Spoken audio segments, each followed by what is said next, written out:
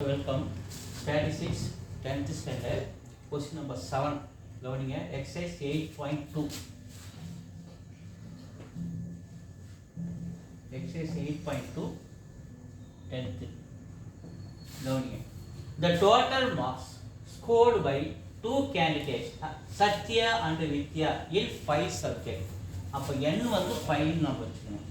n வந்து 5. 5 சப்ஜெக்ட்னா n வந்து 5 R 460 and 480.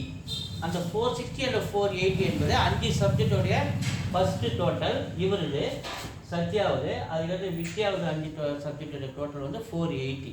அதை நம்ம என்னென்னு எடுத்துக்கணும், சம்மேஷன் ஆஃப் எக்ஸு, அது எக்ஸ் காலத்தில் 5 சப்ஜெக்டை போட்டு டோட்டல் பண்ணால் கிடைக்கிற டோட்டல் 460.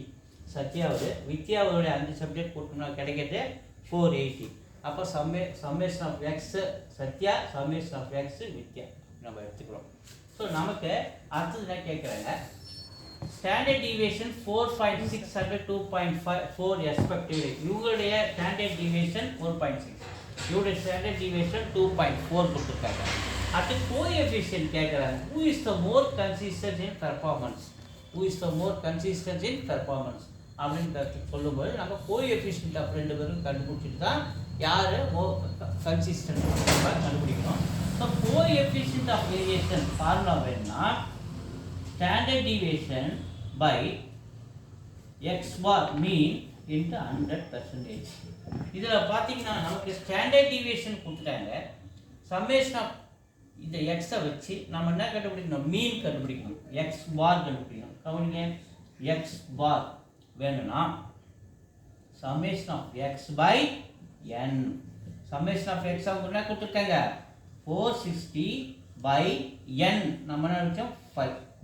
ஸோ 5 டேபிள் அடிங்க 1 டைம்ஸ் 46 5 டேபிள் அடிச்சா 9 45 மீதி 1 இருக்கா, அப்போ 10 ஆகும். அப்போ 2 டைம்ஸ், அப்போ 92. அப்போ நமக்கு மீனோட வேல்யூ நமக்கு 92 அப்படின்னு நமக்கு கிடச்சிருக்கோம், கண்டுபிடிச்சிருக்கோம். ஸ்டாண்டர்ட் டிவியேஷன் சம்மிலே கொடுத்துருக்காங்க 4.6. இப்போ கோஎஃபிஷியன்ட் ஆஃப் வேரியேஷன் வரும். So coefficient of variation formula standard deviation என்னது, coefficient of variation standard deviation என்ன கொடுத்துருக்காங்க 4.6 பை மீன் நம்ம என்ன கண்டுபிடிச்சோம் 92 இன்ட்டு 100. இந்த ஃபார்முலா வர 100. சரி, இப்போ கேன்சல் பண்ணணும். எப்படி கேன்சல் பண்ணணும் கவனிங்க, சிம்பிளாக சொல்கிறேன். இங்கே ஒரு டெசிமல் தள்ளி புள்ளி இருக்கு, இங்கே 100ஆல் மல்டிபிள் பண்ணுறோம். 100ஆல் மல்டிபிள் பண்ணும்போது 2 ஜீரோ இருக்கா, அப்போ ஒரு ஜீரோ வந்து ஒரு டெசிமலுக்கு போயிடும். இது அப்படியே இந்த மாதிரி போயிட்டு இந்த 92 அப்படியே வச்சுக்கிறேன். மீதி ஒரு 10 மட்டும் மீதி வச்சுக்கிறேன், ஒரு ஜீரோ மட்டும் வைக்கிறேன். ஒரு ஜீரோ வந்து ஒரு 10ஆல் நம்ம மல்டிபிள் பண்ணால் ஒரு டெசிமல் கேன்சல் ஆகிட்டு 46/92 இன்ட்டு 10. ஏன் இந்த மாதிரி செய்கிறேன்னா கேன்சல் பண்ணுறது ஈஸியாக இருக்கும். கவனிங்க, 46 டேபிள் அடித்தா 1 டைம்ஸ், இது 92 46 2 டைம்ஸ். ஸோ 2 டேபிள் அடித்தா அது 1 டைம்ஸ், இது அடித்தா 10 5 டைம்ஸ். அப்போ இது 5%. இப்போ புரியுதா, கேன்சல் பண்ணுறதுக்கு ஈஸியாக இருக்குது, நான் அதை வச்சிருக்கிறேன். ஸோ அப்போ கோஎஃபிஷியன்ட் ஆஃப் வேரியேஷன் யாருது, சத்யாவது 5%. இங்கே வர. ஸோ இங்கே ஸ்டாண்டர்ட் டிவியேஷன் இருக்குது. இப்போ நமக்கு என்ன கண்டுபிடிக்கும், இதே மாதிரி இங்கே மீன் வேணும். ஸோ மீன் வேணும்னா summation of X by N. Summation of X இங்கே வந்து 480 கொடுத்துருக்காங்க, என்னோட வேல்யூ 5.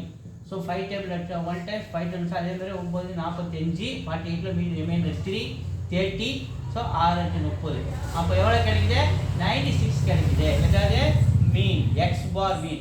இப்போ coefficient of variation formula standard deviation by mean into 100. So standard deviation அவங்களுக்கு சம்பளம் கொடுத்துருக்காங்க 2.4, மீன் நம்ம கண்டுபிடிச்சது 96 இன்ட்டு 100. ஸோ போன சம மாதிரி இதுவும் சொல்கிறேன், ஒரு டெசிமல் தள்ளி புள்ளி இருக்குது. அப்போ இங்கே 2 ஜீரோ இருக்குது, அப்போ 10 ஒரு ஜீரோ வந்து ஒரு டெசிமலுக்கு போயிடும். 24 மல்டிப்ளை பண்ணோம்னா 96. அப்போ மீதி இருக்கிற ஒரு ஜீரோ வச்சுக்க, கேன்சல் பண்ணுறது ஈஸியாக இருக்குதுனால சொல்கிறேன். இது 24 லட்சம் 1 டைம்ஸ், 24 லட்சம் 4 டைம்ஸ். பாருங்கள், 4 இன்ட்டு 20 80, அப்புறம் 4 4 16, 2 கேட்க 96. அப்போ இது 24 டேபிள் லட்சம் 1 டைம்ஸ், இது 4 டைம்ஸ். ஸோ 4 டேபிள் லட்சம் 1 டைம்ஸ் 10 டேபிள் லட்சம் 2.5. அப்போ 2.5. இதில் யார் கம்மி அப்படின்னு பார்த்தா Vidya is less than the Sathya in coefficient. கவனிங்க, கம்பேர் பண்ணி பாருங்க. இவங்க கோஎஃபிஷியன்ட் ஆஃப் வேரியேஷன் யாரு 2.5. ஸோ வித்யா less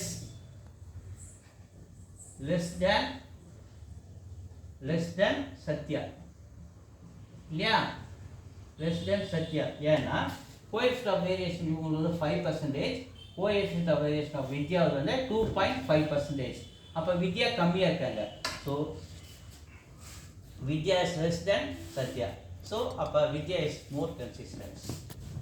ஆன்சரு வித்யா. Vidya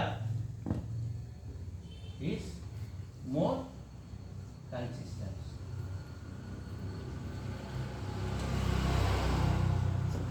So videos தொடர்ந்து பாருங்க, லைக் பண்ணுங்க, ஷேர் பண்ணுங்க, சப்ஸ்கிரைப் பண்ணுங்க. நன்றி.